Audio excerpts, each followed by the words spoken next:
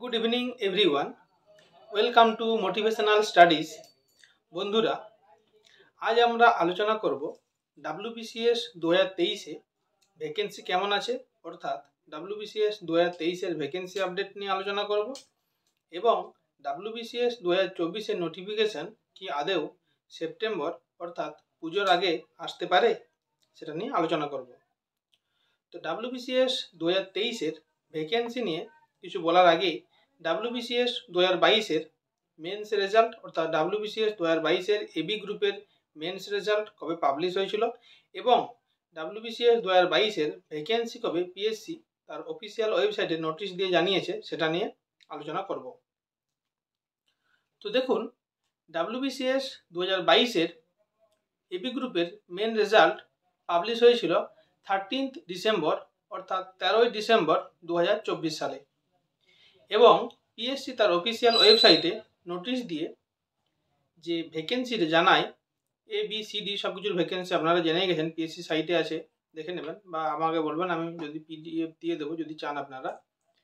তো এটা পাবলিশ হয়েছিল 3 জানুয়ারি 2025, অর্থাৎ মাঝে গ্যাপ ছিল 20 দিন, অর্থাৎ ডাব্লিউবিসিএস 2022-এর এবি গ্রুপের রেজাল্ট পাবলিশ হওয়ার 20 দিন পরে ভ্যাকেন্সিটা পিএসসি তার অফিসিয়াল ওয়েবসাইটে জানায়। মানে বুঝতে পারছেন, মেন্স রেজাল্ট পাবলিশ হওয়ার পরে। এবার আসি আমরা ডাব্লিউবিসিএস 2023-এর ভ্যাকেন্সি নিয়ে। ডাব্লিউবিসিএস 2023-এর মেন্সের এবি গ্রুপের রেজাল্ট পাবলিশ হতে দেরি আছে, অর্থাৎ মানে ডেপুটেশনের দিন চেয়ারম্যান স্যার বলেছেন বা নীলাদ্রি স্যারও তার চ্যানেলে বলেছেন, শ্রদ্ধেয় নীলাদ্রি স্যার তার চ্যানেলে বলেছেন যে সেপ্টেম্বরের শেষের দিকে ডাব্লিউবিসিএস 2023-এর এবি গ্রুপের মেন্স রেজাল্ট পাবলিশ হওয়ার সম্ভাবনা আছে, হতে পারে। তো যদি সেপ্টেম্বরে মেন্স রেজাল্ট পাবলিশ হয়ে যায় তাহলে তার ধরুন 20 দিন পর, মানে 2022 অনুযায়ী আমি বলছি, অক্টোবরে অর্থাৎ পুজোর পরে হওয়ার সম্ভাবনা আছে, মানে ভ্যাকেন্সি পাবলিশ হওয়ার। এরপরে একটা এখানে অ্যাঙ্গেল আসছে ওবিসি কেসের। ওবিসি কেস সুপ্রিম কোর্টে চলছে, মেন শুনানি 1 সেপ্টেম্বর এবং বাকি দুটো শুনানি 9 সেপ্টেম্বর চলছে সুপ্রিম কোর্টে।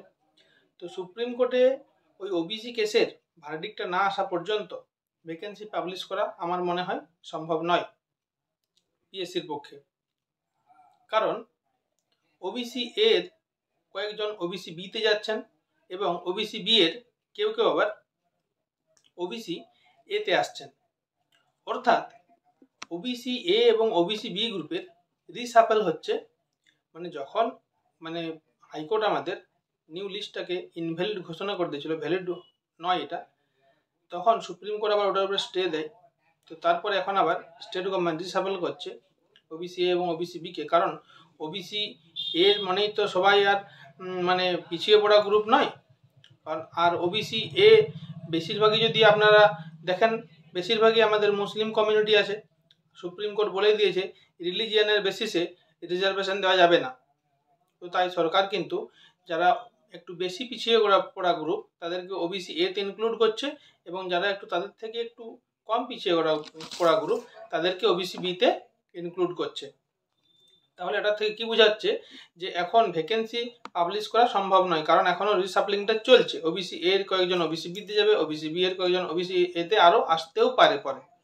তাহলে যতদিন না ওবিসি কেসের ভার্ডিক্টটা হচ্ছে ভ্যাকেন্সি কিন্তু পাবলিশ হবে না। মানে 20 দিন পরেও যদি ধরুন ডাব্লিউবিসিএস মেন্সের রেজাল্ট বেরোনোর সময়ও তারপরেও যদি ওবিসি কেস এর ফাইনাল ভার্ডিক্ট না আসে বা সুরাহা না আসে, কমপক্ষে যদি পিএসসি বুঝতে পারে যে সুরাহা হচ্ছে একটা, যতদিন না পিএসসি কনফার্ম হচ্ছে যে ওবিসি কেসটা মানে মিটে আসছে, ততদিন কিন্তু ভ্যাকেন্সিও পাবলিশ হবে না, নোটিফিকেশনও পাবলিশ হওয়ার চাপ আছে। তো ধরুন আমি একটা অ্যাবসার্ড ভ্যাকেন্সি বলে দেবো, সেটা তো হয় না, আমাকে কয়েকজন বলেছে ভ্যাকেন্সিটা, তাই আমি এটা নিয়ে আলোচনা করছি। অ্যাবসার্ড ভ্যাকেন্সি আমি বলতে চাইছি না, ধরুন একটা মন ভুলানো ভ্যাকেন্সি বলে দিলাম, পরে সেটা হলো না, চাপ আছে। তাই আমি যেটা খবর দেবো সেটা কংক্রিট হবে, আপনারা এই ভরসাটা রাখুন। যখন ভ্যাকেন্সি পাবলিশ হবে অফিসিয়ালি তো আপনারা জেনেই যাবেন, আমি জানিয়ে দেবো। আর যদি নীলাদ্রি স্যার তার চ্যানেলে, শ্রদ্ধেয় নীলাদ্রি স্যার তার চ্যানেলে যদি বলেন কোনোভাবে ডাব্লিউবিসিএস 2023-এ ভ্যাকেন্সি কত আছে, তো সেটাও আমি জানিয়ে দেবো, আপনারা সেই আস্থাটা রাখুন আমার উপরে। তো ভ্যাকেন্সি যদি আপনারা বলেনই, আমি কেউ জানতে চাইছে আর কি, 400-র কাছাকাছি ভ্যাকেন্সি জানা যাচ্ছে, কিন্তু সেটা কিন্তু যে এটাই হবে কিন্তু সেটা আমি বলছি না কনফার্ম করবে, ঠিক আছে। তো আপনারা একটু ওয়েট করুন, একটু ধৈর্য ধরুন, মেন্স রেজাল্টে বেরোতে দিন, তার আগেই যদি জানতে পারে আমি আপনাদেরকে জানিয়ে দেবো, আর তারপরে তো আপনারা আস্তে আস্তে জেনেই যাবেন। আর মেন ব্যাপার হচ্ছে ওবিসি কেসের দিকে আমাদের, ওবিসি কেসের প্রতি আমাদের নজর আছে।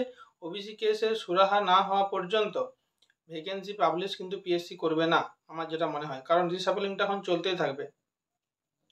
তো আপনারা আমার চ্যানেলটা যারা এখনও নতুন বা এখনও সাবস্ক্রাইব করেননি, চ্যানেলটা সাবস্ক্রাইব করে নিন। আমি সমস্ত খবর আমার চ্যানেলে দিয়ে দিই, আপনারা দেখতে থাকুন। আর একটা, এবারে আমরা আসি WBCS 2024-এর নোটিফিকেশান কি আদৌ সেপ্টেম্বরে আসবে?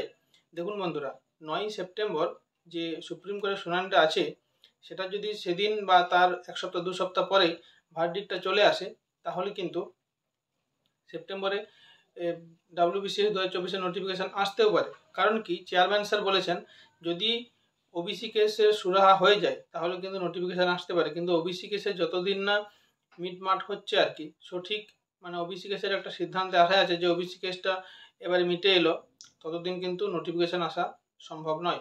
তো যদি ওবিসি কেসটা দেখা যাচ্ছে যে ওবিসি কেসটা এবারে মিটে আসছে, কারণ খুব তাড়াতাড়ি ডেট পড়ছে, তো খুব শীঘ্রই আশা করছি ওবিসি কেসটা মিটে যাবে। কারণ এটা একটা, ধরুন ওবিসি কেসটা যেহেতু সুপ্রিম কোর্টে গেছে, হাইকোর্ট যেমন বলে দিয়েছিল যে না ওবিসি কেস মানে নিউ লিস্ট বাতিল হয়ে গেল, ওল্ড লিস্ট অনুযায়ী চলতে হবে, কিন্তু ধরুন সুপ্রিম কোর্ট পুরো দেশের মধ্যে একটা জাজমেন্ট হবে, ল্যান্ডমার্ক জাজমেন্ট হয়ে যেতে পারে, সুপ্রিম কোর্ট যে ভার্ডিক্টটা দেবে, তাই একটু লেট হচ্ছে। আপনারা একটু ধৈর্য ধরুন, একটু লেট হচ্ছে। আর এই ভার্ডিক্টটা কিন্তু খুবই ইম্পর্টেন্ট হবে সবার জন্যই। দেখুন ওবিসি কেসে যে সুপ্রিম কোর্টে ভার্ডিক্টটা আসবে, তো যাই হোক, ভার্ডিক্টটা এলে সুপ্রিম কোর্টের মানে 9ই সেপ্টেম্বরের পরে কি হচ্ছে দেখা যাক, সেদিকে আমাদের নজর থাকবে।